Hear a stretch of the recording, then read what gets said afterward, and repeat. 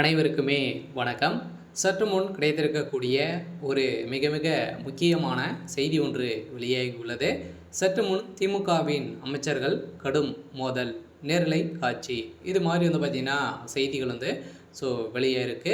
இப்போ திமுகவில் ஒரு மிகப்பெரிய அதிர்ச்சி அளிக்கக்கூடிய சம்பவம் தான் பார்த்தீங்கன்னா இப்போ நடந்திருக்கு. இப்போ 2026 சட்டமன்ற தேர்தல் வரப்போகுது. இந்த தேர்தலின் அடிப்படையில் திமுகவில் இருக்கக்கூடிய மூத்த அமைச்சர்கள் அனைவரையுமே பார்த்தீங்கன்னா போட்டியிட தடை செய்யப்பட்டுள்ளதாக பார்த்தீங்கன்னா திமுகவுடைய அறிவாலயம் அதிரடியாக ஒரு அறிவிப்பு வெளியிட்டிருக்கு. வருகின்ற சட்டமன்ற தேர்தலில் உதயநிதியுடைய தலைமையில் களம் இறங்கலாம் அப்படின்ற மாதிரி எதிர்பார்ப்புகளும் திமுகவுடைய அறிவாலயமே பார்த்தீங்கன்னா முடிவு செய்து வருவதாக ஒரு தகவலை பார்த்தீங்கன்னா ஏற்கனவே வெளியாகி வருது. உதயநிதி ஸ்டாலின் அவர்களும் பார்த்தீங்கன்னா ஏற்கனவே பிரச்சாரத்துக்கும் அது பார்த்தீங்கன்னா அவர் தான் சென்றிருக்காரு.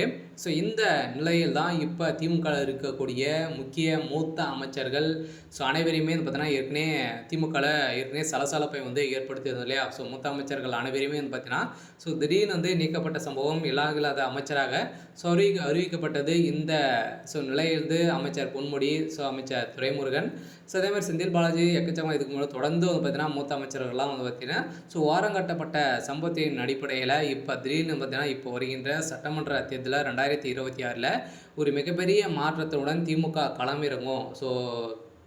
இளைஞர்களோடு தான் பார்த்தீங்கன்னா உதயநிதி ஸ்டாலின் களம் இறங்க போகிறாரு அப்படின்ற மாதிரி திமுகவுடைய அறிவாலயம் பார்த்தீங்கன்னா இப்போ ஒரு தகவலை அதிர்ச்சி அளிக்கக்கூடிய தகவலை வெளியிட்டிருக்கு. இந்த தான் திமுகவுக்கு ஒரு மிகப்பெரிய ஆபத்தாக இருக்க போகுது. சில திமுகவை பொறுத்த அளவுக்கு பார்த்தீங்கன்னா வருகின்ற சட்டமன்ற தேர்தலில் 2027 வெற்றி பெற்றது அப்படின்னா திமுக தொடர்ந்து ஆளுங்கட்சியாக இருக்கும். அப்படி தோல்வி அடைந்தது அப்படின்னா திமுக வருகின்ற 10 வருடத்திற்கு மேலே பார்த்தீங்கன்னா திமுக ஆட்சிக்கு வர்றதுக்கான ஒரு மிகப்பெரிய கேள்விக்குறியாகவே இருக்கும். இந்த நிலையில் தான் இப்போ திமுகவுடைய அமைச்சர்களுக்கிடையே ஒரு சில சலசலப்புகளாக பார்த்தீங்கன்னா ஏற்பட்டிருக்கு. ஏற்கனவே திமுக பார்த்தீங்கன்னா கூட்டணி ஒரு மிகப்பெரிய கூட்டணி வைத்து தான் ஒரு மிகப்பெரிய வெற்றிகள் பெற்றது.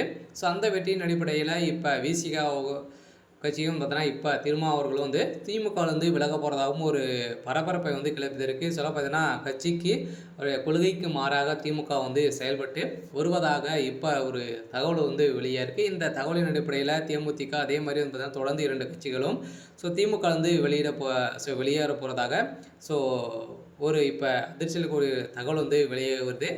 இது கன்ஃபார்ம் அப்படின்றது தெரியல. இருந்தாலும் திமுகவுக்கு ஒரு மிகப்பெரிய ஆபத்தாக தான் இருக்க போகுது. இந்த தகவலின் அடிப்படையில் இப்போ அதிரடியாக பார்த்தீங்கன்னா திமுக இருக்கக்கூடிய ஒரு 5-6 அமைச்சர்களுக்கு மேலே பார்த்தீங்கன்னா கடும் மோதல்கள் ஏற்பட்டிருக்கு. இருந்தாலுமே என்ன நடக்க போகுது அப்படின்றத வெயிட் பண்ணி பார்க்கலாம். இது மாதிரி செய்திகளை தெரிஞ்சுக்கணும் அப்படின்னா மறக்காமல் நம்மளுடைய சேனலை சப்ஸ்கிரைப் பண்ணி சப்போர்ட் பண்ணுங்கள். தேங்க்யூ.